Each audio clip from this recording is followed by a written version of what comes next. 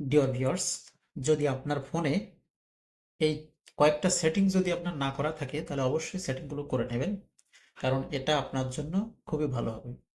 অন্য কেউ যদি আপনার ফোনটা দেখে তাহলে কিন্তু কোনো লজ্জায় আপনি পড়বেন না। সো এই কয়টার সেটিং অবশ্যই আপনি ঠিক করে রাখবেন, এটা আপনার জন্য খুবই হেল্পফুল হবে। কোন সেটিংগুলো করবেন চলুন আজকের ভিডিওতে দেখে নিই আমরা। তো প্রথমেই আমরা যে কোনো একটা ব্রাউজার থেকে এখানে এসে লিখবো জাস্ট গুগল। তো গুগল যখনই লিখবো, লেখার পরে আপনার সামনে এরকম আসতে পারে। গুগল লিখলাম, একে সার্চ দিলে এরকম, গুগলে ক্লিক দিলে এরকম আসবে। তো আসলে আপনি আপনার জিমেইলটাকে সিলেক্ট করবেন, এখান থেকে জাস্ট জিমেইলের উপরে একটা ক্লিক দেবেন। ক্লিক দিলে আপনার সামনে এরকম একটা ইন্টারফেস আসবে। এখান থেকে আপনি এই যে সার্চ হিস্টোরি, এই সার্চ হিস্টোরির উপরে একটা ক্লিক দেব। দেওয়ার পরে এখানে দেখেন ডিলেট, এই ডিলেটের উপরে একটা ক্লিক দেব। দেওয়ার পরে এখান থেকে ডিলেট অল টাইম, এটাতে ক্লিক দিয়ে জাস্ট আমরা নেক্সট করে এটাকে অল ডিলেট দিয়ে দেব। তো ডিলেট দিয়ে দিলাম, এখন এটা কিন্তু ক্লিয়ার হয়ে গেল। এরপরে আপনি যেটা করবেন সেটা হচ্ছে আপনার ইউটিউবে চলে আসবেন।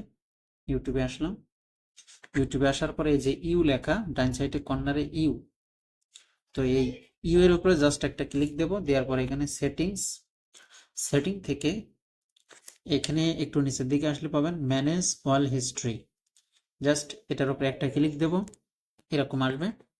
তো এরকম আসলে আপনি ক্লিক করবেন এখান থেকে সেমভাবে এই ডিলেটে, এখানে delete all time, delete all time দিয়ে জাস্ট ডিলেট করলে কিন্তু সবগুলো আপনার সব ডাটা চলে যাবে। এরপরে আপনি ফেসবুকের সার্চ বার ডিলিট করার জন্য জাস্ট আপনি চলে আসবেন ফেসবুকে। আসার পরে এখানে দেখেন এই যে 3 ডট, জাস্ট এই 3 ডটে একটা ক্লিক দেবেন। 3 ডটে একটা ক্লিক দেওয়ার পরে এখন এখানে একটু নিচের দিকে আসলে পাবেন অ্যাক্টিভিটি লগ, জাস্ট এটাতে ক্লিক করবেন।